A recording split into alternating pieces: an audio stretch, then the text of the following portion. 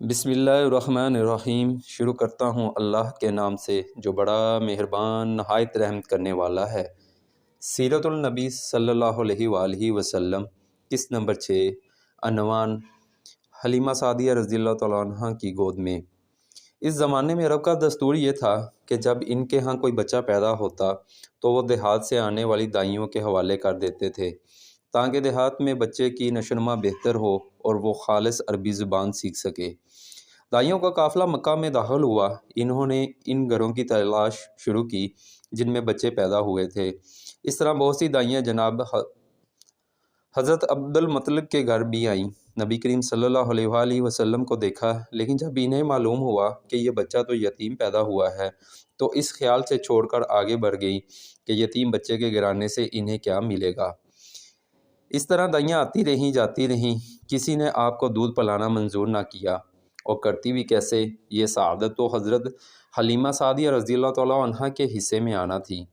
جب حضرت حلیمہ سعدیہ رضی اللہ تعالیٰ عنہ مکہ پہنچی تو انہیں معلوم ہوا سب عورتوں کو کوئی نہ کوئی بچہ مل گیا ہے اور اب صرف وہ بغیر بچے کے رہ گئی ہیں، اور اب کوئی بچہ باقی نہیں بچا۔ ہاں، ایک یتیم بچہ ضرور باقی ہے جسے دوسری عورتیں چھوڑ گئی ہیں۔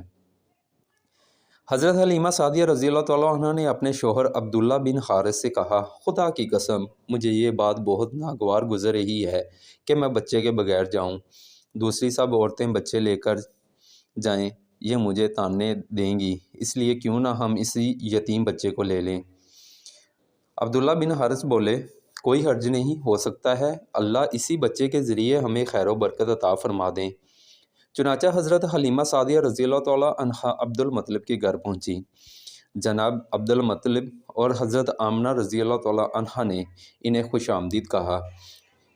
پھر حضرت آمنہ رضی اللہ تعالیٰ عنہ انہیں بچے کے پاس لے آئیں۔ آپ اس وقت ایک اونی چادر میں لپٹے ہوئے تھے۔ وہ چادر سفید رنگ کی تھی۔ آپ کے نیچے ایک سبز رنگ کا ریشمی کپڑا تھا۔ آپ سیدھے لیٹے ہوئے تھے۔ آپ کے سانس کی آواز کے ساتھ مشک کی سی خوشبو نکل کر پھیل رہی تھی۔ حضرت حلیمہ سعدیہ رضی اللہ تعالیٰ عنہ آپ کے حسن و جمال کو دیکھ کر حیرت زدہ رہ گئیں۔ آپ اس وقت سوئے ہوئے تھے۔ انہوں نے جگانا مناسب نہ سمجھا، لیکن جو ہی انہوں نے پیار سے اپنا ہاتھ آپ کے سینے پر رکھا، آپ مسکرا دیے اور آنکھیں کھول کر ان کی طرف دیکھنے لگے۔ حضرت حلیمہ سعدیہ رضی اللہ تعالیٰ عنہ فرماتی ہیں، میں نے دیکھا آپ کی آنکھوں سے ایک نور نکلا جو آسمان تک پہنچ گیا۔ میں نے آپ کو گود میں اٹھا کر آپ کی دونوں آنکھوں کے درمیانی جگہ پر پیار کیا۔ پھر میں نے آپ کی والدہ اور عبد المطلب سے اجازت چاہی، بچے کے لیے قافلے میں آئیں۔ میں نے آپ کو دودھ پلانے کے لیے گود میں لٹایا تو آپ دائیں طرف سے دودھ پینے لگے۔ پہلے میں نے بائیں طرف سے دودھ پلانا چاہا، لیکن آپ نے اس طرف سے دودھ نہ پیا۔ دائیں طرف سے آپ فوراً دودھ پینے لگے۔ بعد میں بھی آپ کی یہی عادت رہی، آپ صرف دائیں طرف سے دودھ پیتے رہے، بائیں طرف سے میرا بچہ دودھ پیتا رہا۔ پھر قافلہ روانہ ہوا۔ حضرت حلیمہ سعدیہ رضی اللہ تعالیٰ عنہ فرماتی ہیں، میں اپنے خچر پر سوار ہوئی اور آپ کو ساتھ لے لیا۔ اب جو ہمارا خچر چلا تو اس قدر تیز چلا کہ اس نے پورے قافلے کے سواریوں کو پیچھے چھوڑ دیا۔ پہلے وہ مریل ہونے کی بنا پر سب سے پیچھے رہتا تھا۔ میری خواتین ساتھی حیرانگی سے مخاطب ہوئیں، اے حلیمہ، یہ آج کیا ہو رہا ہے؟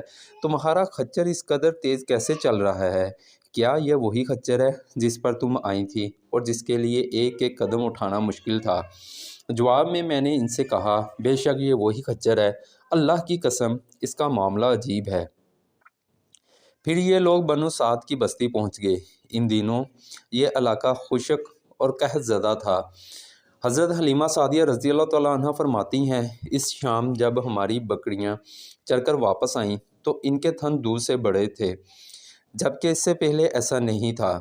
ان میں سے دودھ بہت کم اور بہت مشکل سے نکلتا تھا۔ ہم نے اس دن اپنی بکریوں کا دودھ دھویا تو ہمارے سارے برتن بھر گئے اور ہم نے جان لیا کہ یہ ساری برکت اسی بچے کی وجہ سے ہے۔ آس پاس کی عورتوں میں بھی یہ بات پھیل گئی، ان کی بکریوں بدستور بہت کم دودھ دے رہی تھی۔ غرض ہمارے گھر میں ہر طرف ہر چیز میں برکت نظر آنے لگی۔ دوسرے لوگ تعجب میں رہے۔ اس طرح 2 ماہ گزر گئے۔ 2 ماہ میں ہی آپ چلنے پھرنے لگے۔ آپ 8 ماہ کے ہوئے تو باتیں کرنے لگے اور آپ کی باتیں سمجھ میں آتی تھیں 9 ماہ کی عمر میں تو آپ بہت صاف گفتگو کرنے لگے۔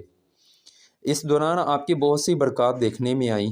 حضرت حلیمہ سعدیہ رضی اللہ تعالیٰ عنہ فرماتی ہیں، جب میں آپ کو اپنے گھر لے آئیں تو بنو سعد کا کوئی گھرانہ ایسا نہ تھا جس سے مشک کی خوشبو نہ آتی ہو۔ اس طرح سب لوگ آپ سے محبت کرنے لگے۔ جب ہم نے آپ کا دودھ چڑھایا تو آپ کی زبان مبارک سے یہ الفاظ نکلے، اللہ اکبر کبیرہ والحمد للہ کثیرہ وسبحان اللہ بکرۃ واسیلہ، یعنی اے اللہ تعالیٰ بہت بڑا ہے، اللہ تعالیٰ کے لیے ہی بے حد تعریف ہے اور اسی کے لیے صبح و شام کی پاکی ہے۔ پھر جب آپ حضرت محمد صلی اللہ علیہ وآلہ وسلم 2 سال کے ہو گئے تو ہم آپ کو لے کر آپ کی والدہ کے پاس آئے۔ اس عمر کو پہنچنے کے بعد بچوں کو ماں باپ کے حوالے کر دیا جاتا تھا۔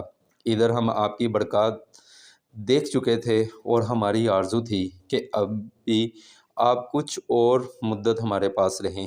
چنانچہ ہم نے اس بارے میں آپ کی والدہ سے بات کی، ان سے یوں کہا، آپ ہمیں اجازت دے دیجئے کہ ہم بچے کو 1 سال اور اپنے پاس رکھیں، میں ڈرتی ہوں کہیں اس پر مکہ کی بیماریوں اور آب و ہوا کا اثر نہ ہو جائے۔ جب ہم نے ان سے بار بار کہا تو حضرت آمنہ رضی اللہ تعالیٰ عنہ مان گئی اور ہم آپ کو پھر اپنے گھر لے آئے۔ جب آپ کچھ بڑے ہوئے تو باہر نکل کر بچوں کو دیکھتے تھے، وہ آپ کو کھیلتے نظر آتے، آپ ان کے نزدیک نہ جاتے۔ ایک روز آپ نے مجھ سے پوچھا، امی جان کیا بات ہے، دن میں میرے بھائی بہن نظر نہیں آتے؟ آپ اپنے دودھ شریک بھائی عبداللہ اور بہنوں انیسہ اور شیمہ کے بارے میں پوچھ رہے تھے۔ حضرت حلیمہ سعدیہ رضی اللہ تعالیٰ عنہ فرماتی ہیں، میں نے آپ کو بتایا وہ صبح سویرے بکریاں چرانے جاتے ہیں، شام کے بعد گھر آتے ہیں۔ یہ جان کر آپ نے فرمایا، تب مجھے بھی ان کے ساتھ بھیج دیا کریں۔ اس کے بعد آپ اپنے بہن بھائیوں کے ساتھ جانے لگے۔ آپ خوش خوش جاتے اور واپس آتے۔ ایسے میں ایک دن میرے بچے خوف زدہ انداز میں دوڑتے ہوئے آئے اور گھبرا کر بولے، امی جان جلدی چلیے ورنہ بھائی محمد صلی اللہ علیہ وآلہ وسلم ختم ہو جائیں گے۔ یہ سن کر ہمارے تو ہوش اڑ گئے، دوڑ کر وہاں پہنچے۔ ہم نے آپ کو دیکھا، آپ کھڑے ہوئے تھے، رنگ اڑا ہوا تھا، چہرے پر زردی چھائی ہوئی تھی، اور یہ اس لیے نہیں تھا کہ آپ کو سینہ چاک کیے جانے سے کوئی تکلیف ہوئی تھی، بلکہ ان فرشتوں کو دیکھ کر آپ کی حالت ہوئی تھی۔ حضرت حلیمہ سعدیہ رضی اللہ تعالیٰ عنہ فرماتی ہیں، ہم نے آپ سے پوچھا کیا ہوا تھا؟ آپ نے بتایا، میرے پاس 2 آدمی آئے تھے، وہ سفید کپڑے پہنے ہوئے تھے، وہ دونوں حضرت جبریل علیہ السلام اور حضرت میکائیل علیہ السلام تھے۔ ان دونوں میں سے ایک نے کہا، کیا یہ وہی ہیں؟ دوسرے نے جواب دیا، ہاں یہ وہی ہے۔ پھر وہ دونوں میرے قریب آئے، مجھے پکڑا اور لٹا دیا۔ اس کے بعد انہوں نے میرا پیٹ چاک کیا اور اس میں سے کوئی چیز تلاش کرنے لگے۔ آخر انہیں وہ چیز مل گئی اور انہوں نے اسے باہر نکال کر پھینک دیا۔ میں نہیں جانتا وہ کیا چیز تھی۔ اس چیز کے بارے میں دوسری روایات میں یہ وضاحت ملتی ہے کہ وہ سیاہ رنگ کا ایک دانہ سا تھا۔ یہ انسان کے جسم میں شیطان کا گھر ہوتا ہے اور شیطان انسان کے بدن میں یہیں سے اثرات ڈالتا ہے۔ حضرت حلیمہ سعدیہ رضی اللہ تعالیٰ عنہ فرماتی ہیں، پھر ہم آپ کو گھر لے آئے۔ اس وقت وہ میرے شوہر عبداللہ بن حارث نے مجھ سے کہا، حلیمہ مجھے ڈر ہے کہیں اس بچے کو کوئی نقصان نہ پہنچ جائے، اس لیے اسے اس کے گھر والوں کے پاس پہنچا دو۔ میں نے کہا ٹھیک ہے۔ پھر ہم آپ کو لے کر مکہ کی طرف روانہ ہوئے۔ جب میں مکہ کے بالائی علاقے میں پہنچی تو آپ اچانک غائب ہو گئے۔ میں حواس باختہ ہو